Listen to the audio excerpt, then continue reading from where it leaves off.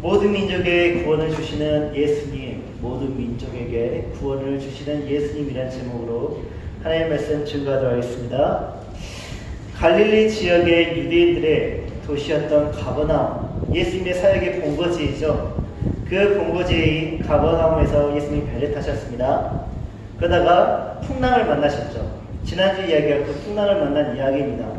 그리고 건너가시고자 하는 그 지역이 바로 데가볼리였습니다.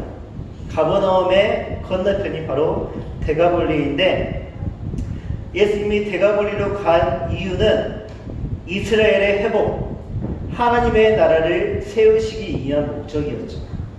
그런데 데가볼리는 가버나움과 달리 유대인들의 도시가 아닙니다. 데가볼리는 이방인들이 주로 사는 그런 도시였습니다. 데가볼리의 정확한 발음은요, 데카폴리스예요. 데카는 숫자 10을 의미하고 폴리스는 도시를 의미합니다. 뜻이 무엇일까요? 10개의 도시를 묶어놓은 행정구역입니다. 10개를 묶어놓은 도시를 데가볼리, 데카폴리스라고 합니다. 데가볼리는 다른 행정구역, 갈릴리 호수의 왼편의 큰 지역을 갈릴리라고 합니다. 그리고 그 밑에 큰 지역을 사마리아, 그리고 그 밑에 큰 지역을 유다, 바로 예루살렘이 있는, 그리고 갈릴리 오른편, 갈릴리 바다의 오른편을 바로 데가볼리, 그 밑에 지역을 베레아라고 합니다. 나머지 4개는 다 히브리식 이름이에요. 근데 데가볼리는 그리스식 이름이라는 것입니다. 왜 데가볼리만 그리스식 이름인가? 그 이유는 데가볼리에 있는 10개의 도시가 그리스의 알렉산더 대왕에 의해서 건설되었기 때문이에요.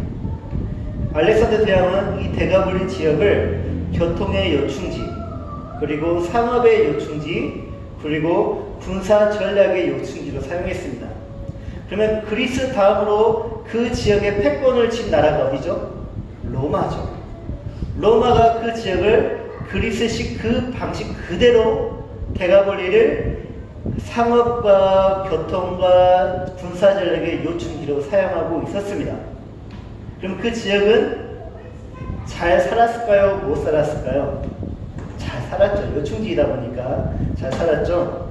데가볼리는 구약의 길르앗 지역에 있는데 길르앗입니다. 근데 지금은 데가볼리라고 하고 있죠. 그래서 데가볼리는 유대인들이 여전히 살고 있지만 그들은 다수가 아닌 소수를 이루고 있었고, 오히려 이방인들이 소수가 아니라 다수를 이루고 있는 그런 이방인들의 도시였습니다. 하나님이 유대인들에게 주신 땅이에요. 그 땅, 약속의 땅입니다. 가나안의 일부가 바로 길르앗이었고, 그 길르앗의 이름이 바로 데가볼리로 바뀌었죠. 그런데 사는 사람이 주인이 바뀌어버렸어요. 유대인이 주인이어야 하는데 지금 이방인들, 특히 로마인들이 그 지역의 주인이 되어버리고 말았습니다. 그러면 유대인들이 그 마음에 어떤 마음을 가지고 있을까요? 우선 유대인들은 하나님의 율법을 모르는 이방인들, 하나님께 선택받지 않는 그런 이방인들 뿐만 아니라 하나님의 율법을 모르기 때문에 율법을 지키지도 않는 그런 이방인들은 항상 부정한 존재이고, 그래서 그들을 경멸을 했고 배척을 했습니다. 그런데 같은 유대인이었던 예수님은 어떻게 하시죠? 그 데가볼리로 직접 친히 찾아 들어가십니다. 예수님은 이스라엘의 회복을 위해서 이 땅에 오셨다고 하는데 왜 이방인의 땅으로 가셨을까요? 이 질문이 오늘 우리에게 매우 중요해요. 이 질문을 가지고 우리가 이 말씀을 접근을 해보면 예수님이 데가볼리로 가신, 이방인의 땅으로 가신 그 이유가 우리에게 얼마나 귀하게 다가오는지 모릅니다. 우선 예수님이 데가볼리에게 당도해서 배에서 내렸습니다. 제일 처음 만난 사람이 누구였냐면 바로 귀신에 들렸던 사람이었습니다. 어떤 귀신에 들렸냐? 더러운 귀신에 들렸던 한 사람을, 정확히 말하자면 2사람입니다. 마가복음에는 한 사람만 말하고 있기 때문에 제가 한 사람이라고 하겠습니다. 그 한 사람을 처음으로 만났습니다. 근데 이 더러운 귀신에 들렸던 이 사람의 이력이 매우 독특해. 어떻게 독특하냐? 첫째, 그는 현재 무덤 사이에서 거주하고 있었습니다. 무덤이란 지금 우리처럼 그런 그런 동분의 그런 무덤 형식이 아니라 또 평토장도 아닙니다. 평토장도 아니고 그들은 유대인들은 굴을 팠습니다. 석회질이기 때문에 땅이 석회질이기 때문에 잘 파져요. 그리고 공기가 저촉되면 바위처럼 딱딱해지는 그런 토질이기 때문에 굴을 파가지고 거기에 시신을 앉혀요. 그러면 시신이 아주 잘 부패됩니다. 그래서 그렇게 굴을 파놨는데 굴이 그 사람에게는 집이었던 것이죠. 이것은 죄의 결과인 사망의 종착지가 바로 무덤이라는 것과 하나님을 거역하는 자의 결말이 무엇인지를 말해주고 있습니다. 즉 무덤 사이에 거주하는 인생은 죽은 인생과 크게 다를 바가 없다라는 것이죠. 둘째, 그는 귀신에 들렸는데 어떤 귀신에 들렸다고요? 더러운 귀신에 들렸다. 더러운 귀신. 이때 더럽다라는 말은 지저분하다라는 뜻이 아닙니다.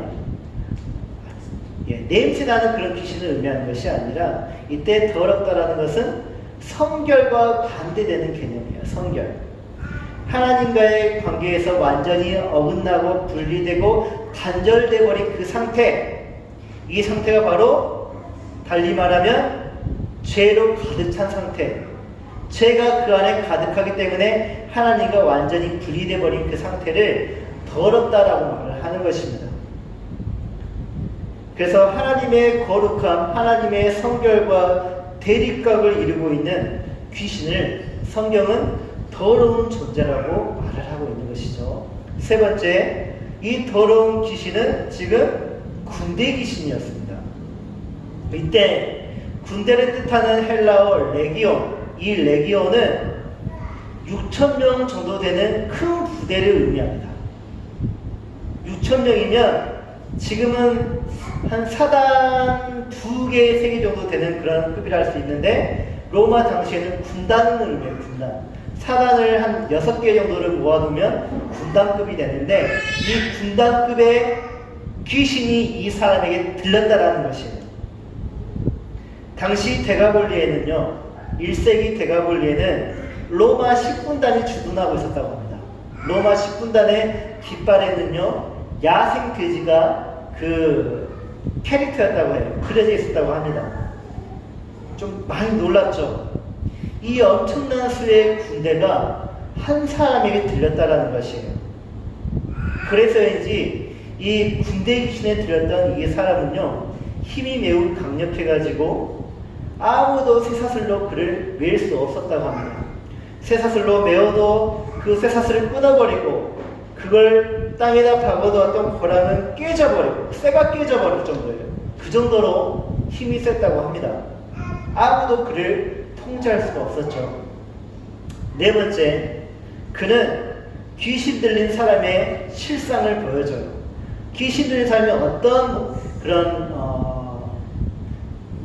바깥 모습을 보여주는지 우리에게 보여주는데, 그는 무덤 사이에서 죽은 자처럼 살면서 때로는 괴성을 지르고, 그리고 광기를 부리고, 옷을 벗고, 그리고 자기의 몸을 상해하기까지 합니다. 이거 상남자가 아니에요. 오해하지 마십시오. 멋진 남자가 아니에요. 남자 중에 남자가 아닙니다. 진짜 미친 거예요, 미친 거. 이처럼 어둠의 권세나 세상의 그 무엇에 묶여있는 인생은 결국 자기 파멸의 삶으로 향한다는 것이에요. 질병이나 범죄 하루아침에 발생합니까? 아니죠. 한 사람이 병에 걸리고, 중한 병에 걸리고 범죄를 저지르기까지는요, 오랜 세월 수많은 요인에 의해 축적이 되고, 그리고 작용한 결과입니다. 귀신 들린 사람의 광기 이면에는 당시 지역사회와 교회에 냉대와 무관심이 있었음을 우리는 알 수 있습니다. 그는 누군가의 아들이었습니다. 그리고 누군가의 친구였죠. 누군가의 이웃이었고 누군가의 동료였습니다. 그런데 그거 귀신에 들리니까 사람들이 어떻게 했습니까? 그를 그 공동체에서, 그 사회에서 격리시켜 버렸습니다. 격리만 시켰습니까? 그가 광기를 드러내니까 그를 쇠사슬로 매려고 했고 고랑에 채워버렸죠. 그 사회가 병든 사람에게, 귀신 들린 사람에게 어떻게 처방을 하고 있는지 우리에게 잘 보여줘요. 미쳤다 하면, 그는 귀신 들렸다 하기만 하면 그 사람을 공동체, 이 사회의 해로운 존재로 판단을 하고 그를 사회로부터 쫓아내버리는 것이죠. 결국에는 그게 어떻게 됐습니까? 그 한 사람은 통제 불가능한 상태가 되어서 스스로를 해치는 가슴 아픈 일이 그들의 땅에서 벌어지는 것이죠. 예수님이 데가볼리에 오신 이유가 여기에 있습니다. 그 한 사람을 위해서 이 땅에 그 데가볼리에 오신 거예요. 모두에게 외면당하고 모두에게 버림당했던, 그 가족마저에게도 버림을 당해버렸던 그 불쌍한 한 사람을 구원하시기 위해서, 그 사람의 생명을 지키시기 위해서, 그 사람을 구원하시기 위해서, 하나님이 말씀하셨던 것처럼 천하보다 귀한 그 영혼을 구원하시기 위해서 예수님은 바다를 건너 데가볼리에 오신 것입니다. 예수님이 데가볼리에 도착하시자 귀신 들린 사람이 멀리서 예수님을 보고 달려옵니다. 예수님을 해치기 위해서? 아니요. 달려오자마자 그는 예수님께 절을 합니다. 그리고 큰 소리로 하는 말이 지극히 높으신 하나님의 아들 예수여 라고 경배를 합니다. 착각하지 마십시오. 오해하지 마십시오. 지금 귀신이 예수님을 경배하는 거 아닙니다. 경배하는 것처럼 보이지만 경배하는 것이 아닙니다. 귀신은 오직 사탄만을 경배합니다. 우리가 귀신을 경배합니까? 안 하죠. 우리가 귀신에게 절을 합니까? 안 하죠. 오직 우리는 하나님만을 경배하듯이 귀신은 오직 사탄만을 경배해요. 근데 왜 그가 예수님께 경배하는 것처럼 그렇게 행동을 했던 것일까요? 귀신이 지금 말한 지극히 높으신 이 미사 여부는 당시 로마인들이 로마의 신인 제우스를 경배할 때 쓰는 미사 여부였습니다. 다시 말해 다른 종교의 예배 표현을 예수님께 사용하는 것이에요. 예를 들어서 우리가 무언가에 놀란 일이 발생했습니다. 그러면 어떤 말이 나오죠? 주여, 주여, 또는 아버지. 또 우리가 기도를 끝낼 때 어떤 말을 합니까? 아멘. 그런데 어떤 사람이, 우리가 다들 아멘 하는데 어떤 사람, 여기는 한 사람이 나니아부탑을 간센보살하면 어떻게 될까요? 그거 하나님 경배하는 거 맞습니까? 아니에요. 무언가에 놀랐습니다. 교회를 다니는 사람이 무언가에 놀래가지고 하는 말이 나무아미탑을 간센보살이라고 하면 그거 하나님 의지하는 거 맞습니까? 아니에요. 지금 조롱하는 거예요. 그거 조롱하는 거.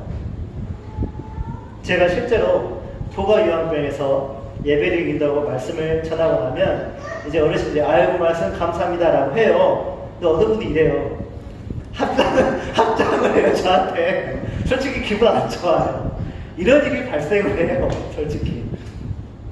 그러면서 귀신이 이어서 하는 말이 예수여, 나와 당신과 무슨 상관이 있나이까? 하나님께 맹세를 하고 나를 괴롭히지 마옵소서 하면서 억울함을 호소하고 예수님께 자비와 인애를 구하고 있습니다. 나를 괴롭히지 말라면서 자비와 인애를 구하는 귀신의 그 부탁이 합당합니까?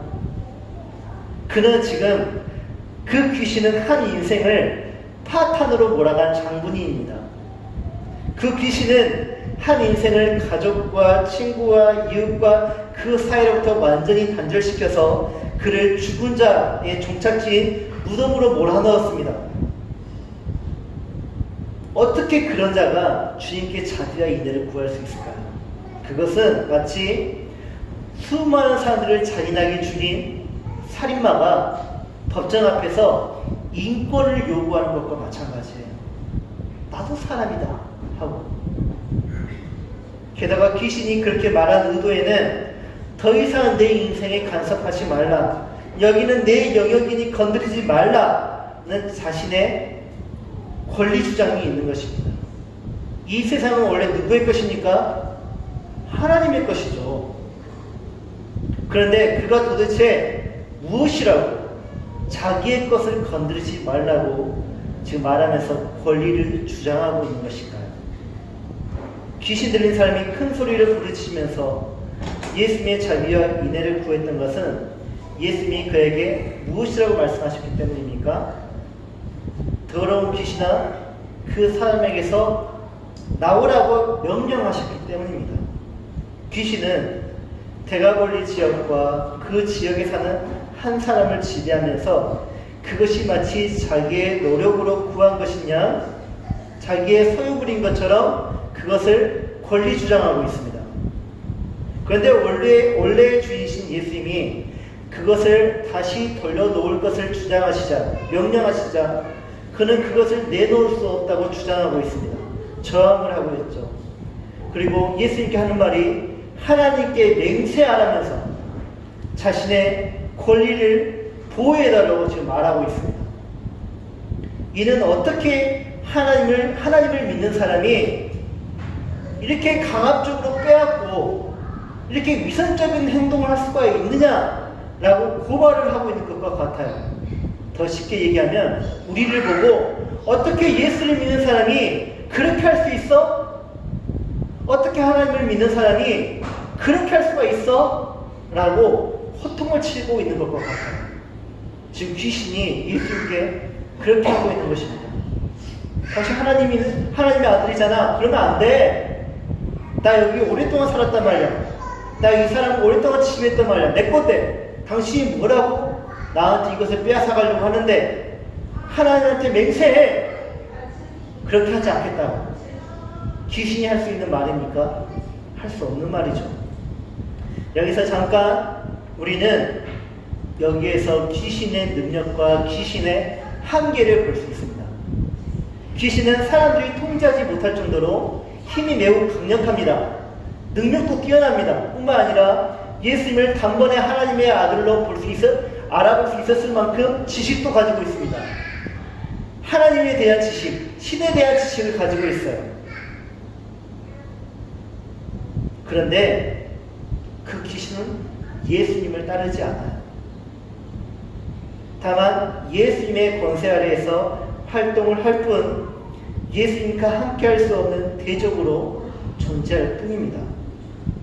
예수님이 귀신에게 물어봅니다. 네 이름이 무엇이냐? 내 이름은 군대니 우리가 많음이니이다 라고 대답을 합니다. 아까 말했던 것처럼 군대를 뜻하는 헬라어 레기온은 6,000명 정도 되는 군단급의 그 부대를 의미합니다. 우리가 많음이니이다. 어마어마한 숫자가 지금 이 한 사람에게 들려 있습니다. 그 큰 숫자임을 알았을 때 그 한 사람이 들었던 귀신의 수가 어마어마하다는 것을 알았을 때 상식적으로 누가 두려워해야 되겠습니까? 예수님이 두려워해야 되죠. 여러분 귀신 들린 사람 본 적 있습니까? 한 귀신에 들린 것만 봐도요 솔직히 무서워요. 근데 그 안에 6,000명 정도나 되는 귀신이 들렸다고 해봐요. 얼마나 무서울까요? 근데 예수님이 두려워서 벌벌벌 떠는 것이 아니라 그 군대 귀신이 예수님 앞에서 벌벌벌 떱니다. 그들은 자기들이 지배한 세상에서 계속 살 수 있게 해달라고 강구하더니 안 되겠다 싶으니까 근처에 있는 돼지에게로 자기들이 들어갈 수 있게 허락해달라고 강구합니다. 간절히 구하는 거예요. 이에 예수님이 허락을 하시죠. 더러운 귀신들이 사람에게서 나와서 돼지떼로 들어갑니다. 거의 2,000마리가 되는 떼가 바다를 향하여서 비탈로 내리다가 바다에서 몰사했다고 합니다. 여러분 돼지를 잘 아십니까? 돼지는 맞아 죽는 한이 있어도 절대로 아래로 뛰어내리지 않는다고 합니다.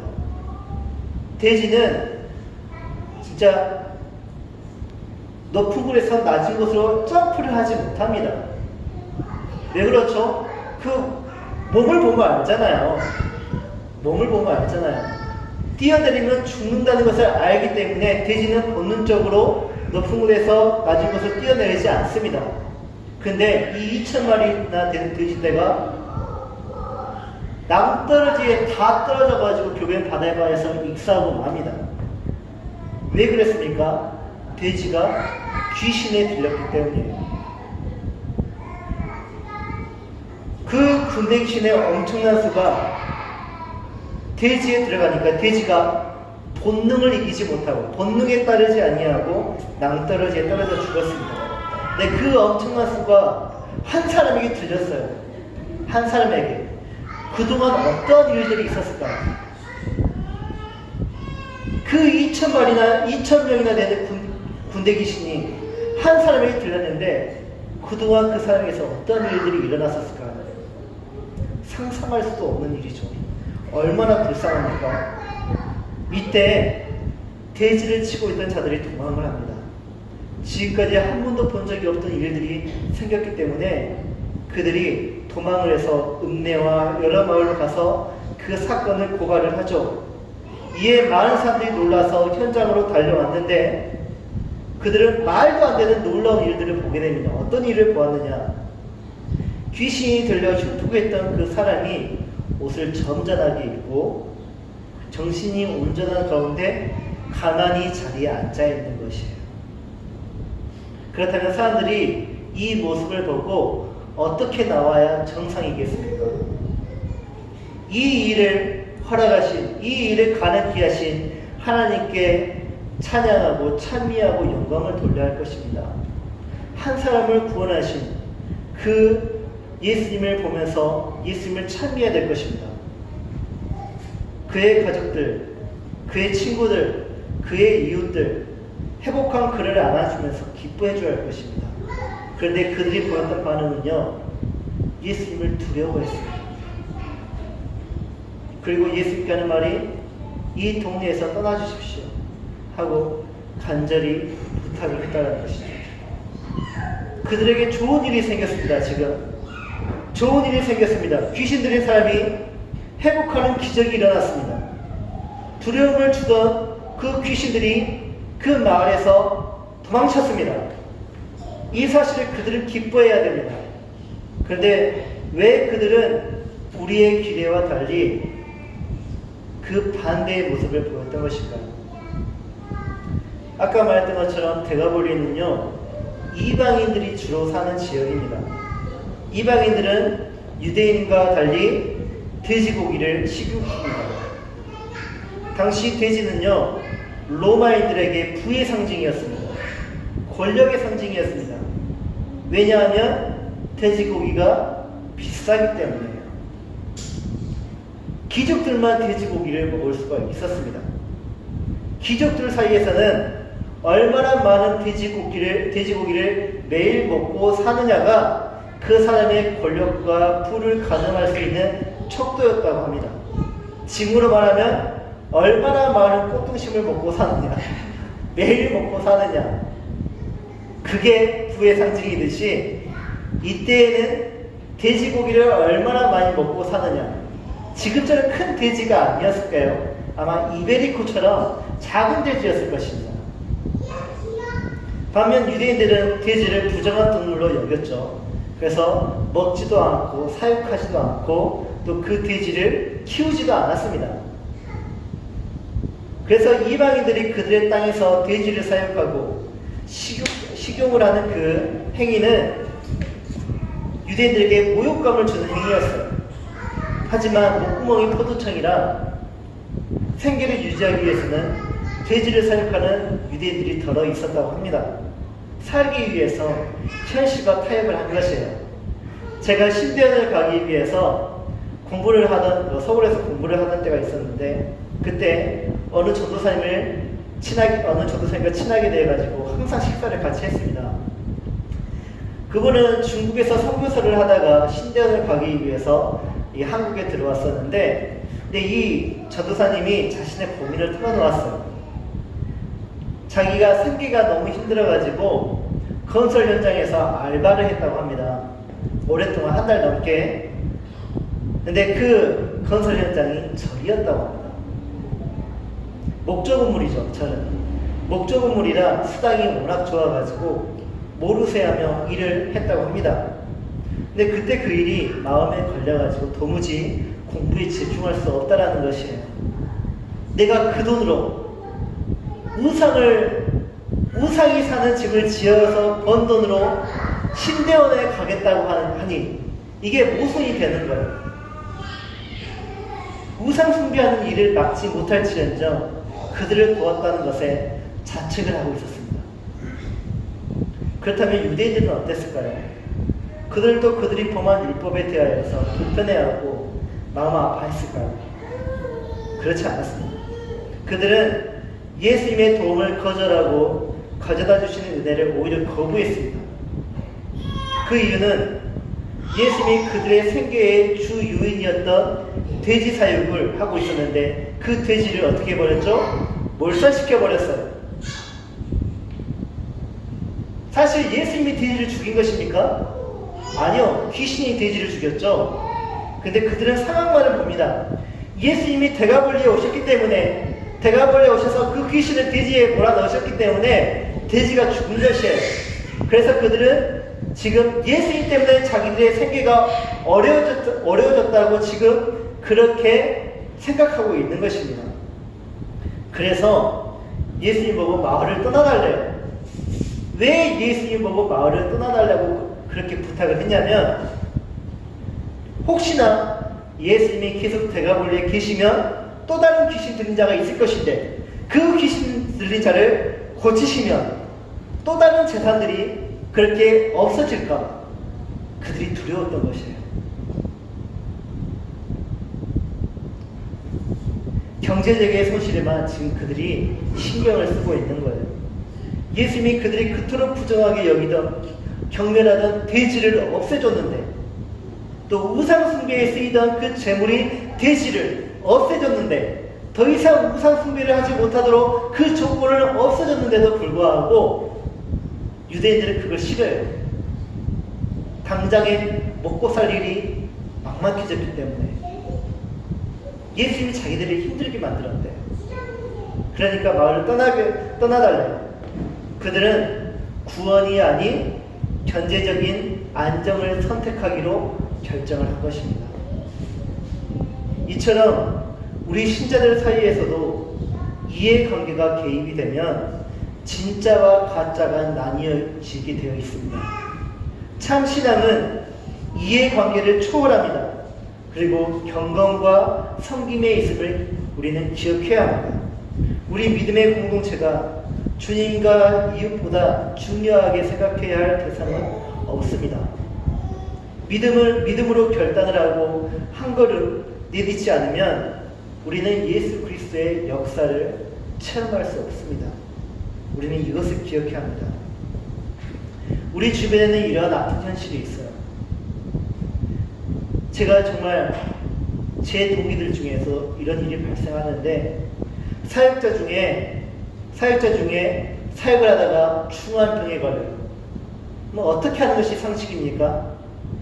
교회에서 열심히 섬기다가 암을 걸렸어요. 교회에서 어떻게 하는 것이 맞습니까? 그 영혼을 살리기 위해서, 그 사역자를 살리기 위해서 합심하여서 서로 돕고 교회 재정을 써가면서 돕는 것이 마땅하지 않습니까?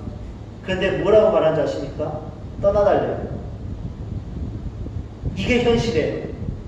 이게 우리 주변에서 일어나고 있는 현실이에요. 제 동기도 마찬가지입니다. 어쩔 수 없이 교회 나왔어요. 말기암이 걸렸는데. 사역자일 때는 종처럼 부리더니 그 종이 병에 걸리니까 버리는 거예요. 얼마나 아픈 현실이 우리 주변에 있는지 모릅니다. 어떻게 생각하십니까? 여러분들은 아픈 자가 치료되고 귀신이 쫓겨나는 것보다 더 중요한 게 있다고 생각하십니까? 교회의 재정적 안정이 더 중요할까요? 교회의 이미지가 더 중요할까요? 우리는 이 부분에 대해서 심각하게 고민을 해봐야 합니다. 우리는 무엇을 더 두려워해야 할까요? 재산이 없어져도 여전히 믿음의 자리에 설 수 있는 것이 중요합니다. 여러분은 무엇을 두려워하십니까? 한순간에 여러분의 가정이 풍부박산이 나도 여러분은 욥처럼 하나님을 찬양할 수 있습니까? 복음을 전하다가 넘어지고 실패해도 감옥에 들어간다 할지라도 여러분은 바울처럼 그렇게 하나님을 찬양할 수 있습니까? 주님은 우리의 그 믿음을 보기를 원하십니다. 그 어려운 상황이 닥쳤을 때 참 믿음과 거짓 믿음이 분명하게 나뉘어지게 되어 있습니다. 고난은 우리의 믿음이 참인지 거짓인지 구별해주는 매우 중요한 도구가 됩니다. 마을 사람들이 없어진 재산으로 호들갑을 떨 때 정신이 온전해진 귀신에 들렸던 그 사람은요, 옷을 점잖하게 차려입고 가만히 앉아 있었습니다. 그리고 그는요, 자신의 눈으로 사람들의 반응을 보기 시작했습니다. 아무도 그의 회복을 보고 기뻐해 주는 이가 없어요. 오히려 다들 돼지떼가 죽어버린 것에 대해서 힘겨워하고 그리고 예수님께 떠나달라고 강구하고 있습니다.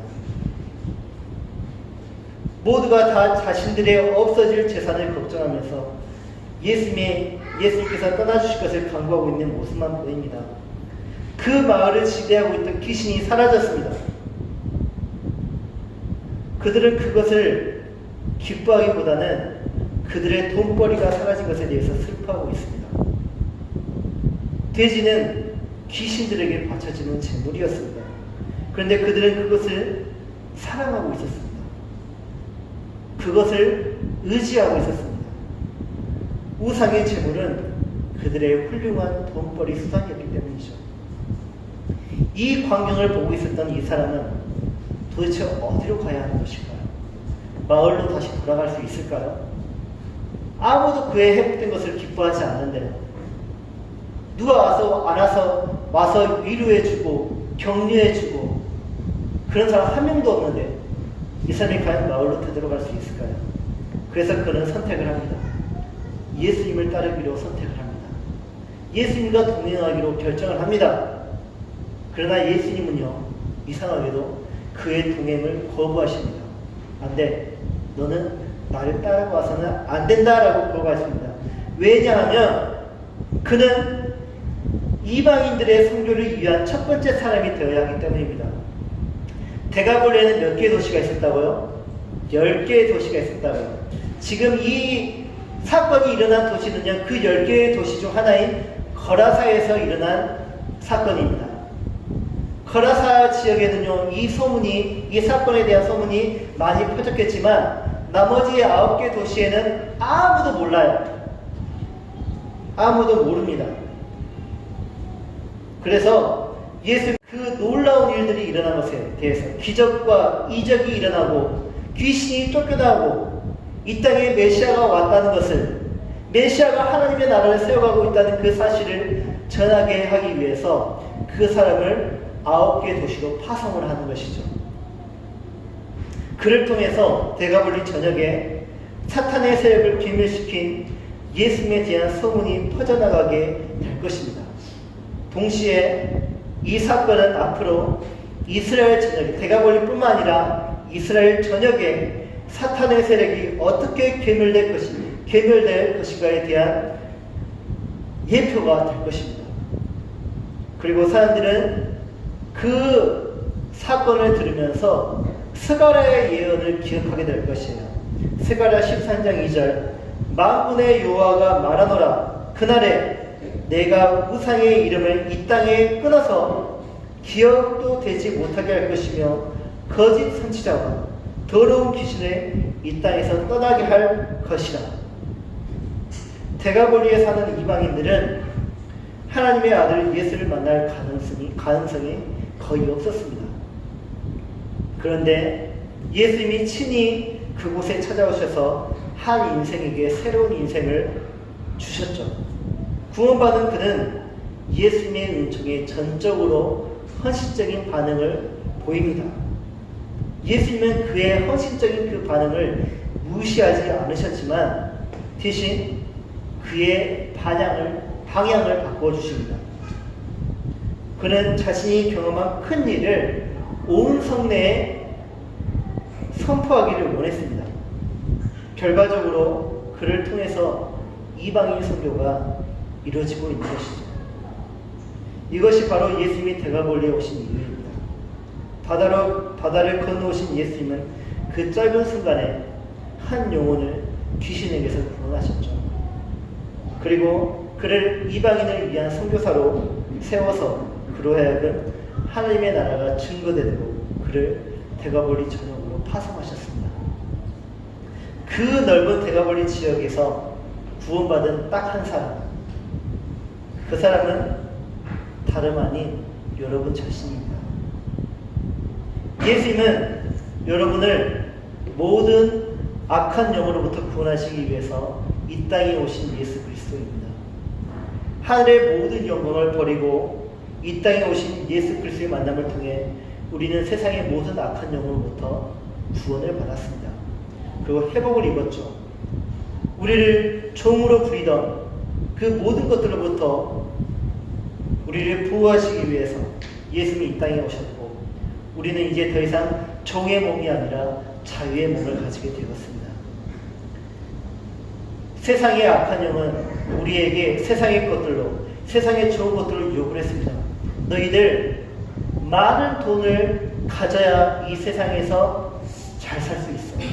너희들 좋은 집에서 한번 살아봐야 되지 않겠니? 너희들 이렇게 좋은 옷도 한번 입어봐야 되지 않겠니? 너희들도 한번 이렇게 맛있는 것도 한번 먹어봐야 되지 않겠니? 그래야 너희의 품격이 높아지는 것이야. 너희 저 좋은 자리에 한번 앉아봐야 되지 않겠니? 그래야 사람들이 너희를 우러러봐. 너희의 진정한 가치가 저기에 있어. 너희의 권력이 거기에 있어. 너희의 명예가 바로 거기에 있어. 세상은 세상의 좋은 것들로 우리를 유혹을 합니다. 우리는 그것들을 위해서 열심히 살았습니다. 그것들을 먹기 위해, 입기 위해, 앉기 위해, 살기 위해 그것들을 위해서 정말 열심히 일했습니다. 주위를 둘러보십시오. 진짜 그것들을 누리면서 살고 있는 자가 있는지? 아니에요. 그것에 노예가 되어 있을 뿐이지 그것들을 자유하면서 누리는 자는 없습니다. 좋은 집에 살면 뭐합니까? 좋은 집에 살려면요 좋은 가구가 필요하거든요. 좋은 가구가 필요하면요 거기에 넣어둘 좋은 옷이 필요합니다. 좋은 옷에는 좋은 시계, 좋은 액세서리가 필요합니다.